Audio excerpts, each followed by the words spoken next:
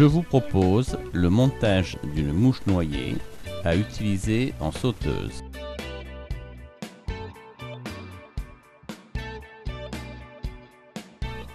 Pour réaliser le sous-corps, on va utiliser un fil assez gros, comme du fil de couture par exemple, que l'on recouvrira ensuite de quilles synthétiques.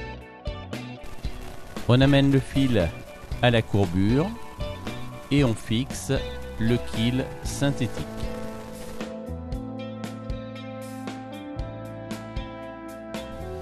On réalise le sous-corps par des enroulements, un peu comme on ferait pour une palaretta.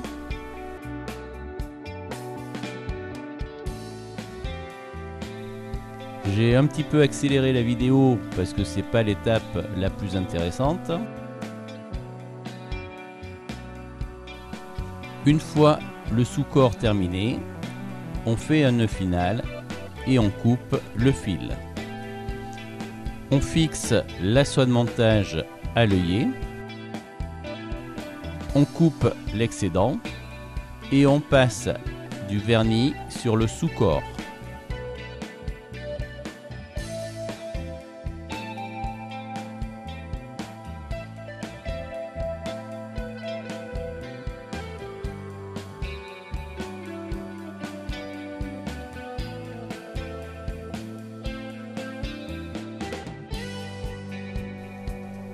J'avais oublié de mettre la soie de montage sur le côté, mais ça sera plus facile pour enrouler le quille synthétique. On l'enroule à spire jointive. Étant donné les deux couleurs crème et le petit liseré noir, il représente tout à fait le corps de la mouche de mai.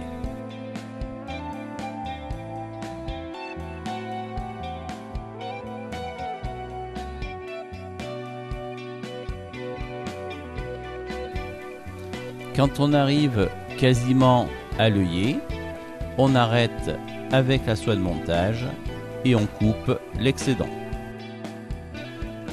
On réalise quelques enroulements avec la soie de montage, une demi-clé.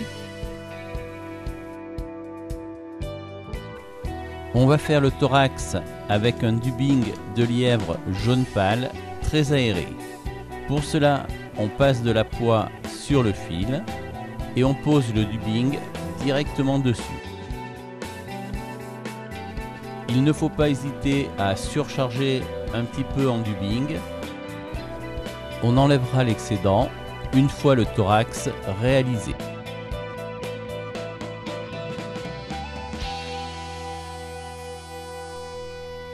On twiste le fil de montage.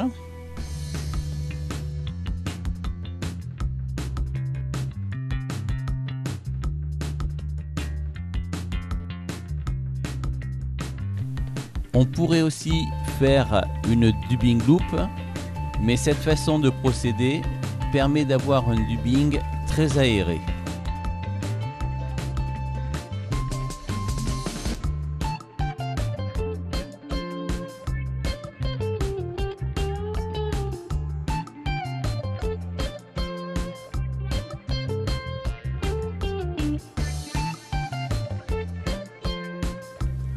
Une fois qu'on a twisté le fil, on va enrouler le dubbing autour de l'hameçon.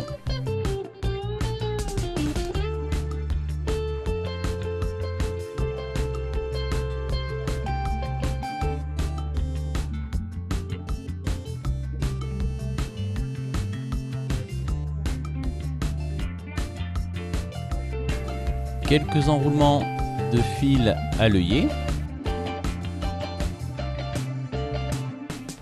On enlève le surplus de dubbing. On peut s'aider d'une brosse à dents qui sera un petit peu plus souple qu'un velcro par exemple.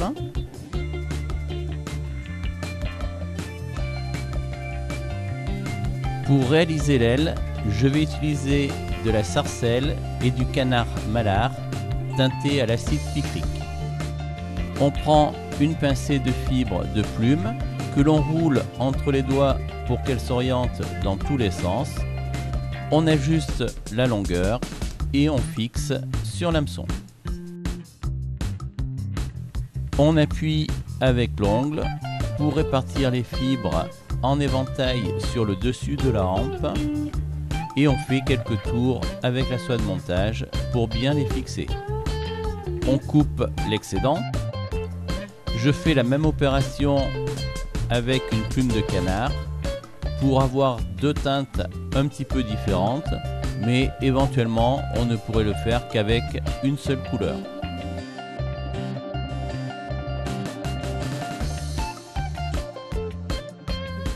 Un petit coup de brûle-fibre qui va permettre de bien dégager l'œillet.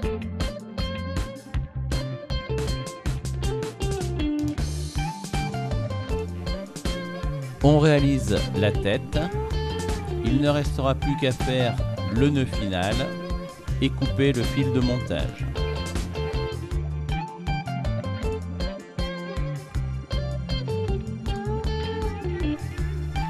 Ce type de mouche est très intéressant à utiliser lorsque les poissons, truites ou ombres ne prennent pas les insectes qui dérivent à la surface, mais que l'on voit de gros remous qui nous indiquent qu'ils se nourrissent juste sous l'eau. Je lui dois quelques jolis poissons, comme cette truite que j'ai attrapée il y a quelques années en Suède, et j'espère qu'elle vous apportera d'aussi belles captures.